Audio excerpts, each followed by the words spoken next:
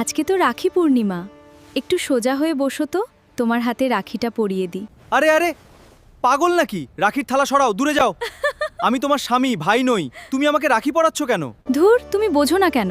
রক্ষাবন্ধন মানে কি? যে রক্ষা করে তার বন্ধন। ওরে আমার লেডি আইনস্টাইন, রক্ষা করে বলেই স্বামীকে রাখি পরাবে? তাহলে তো দেশের বর্ডার পাহারা দেওয়া বিএসএফ জওয়ানদেরও তোমার রাখি পরানো উচিত। রাখি বন্ধনের আসল ইতিহাসটা আগে শোনো। মহাভারতে যখন ভগবান শ্রী ছিল, তখন দ্রৌপদী ওনার আঁচল ছিঁড়ে শ্রীকৃষ্ণ দ্রৌপদীকে বোন হিসেবে রক্ষা করার কথা দিয়েছিলেন।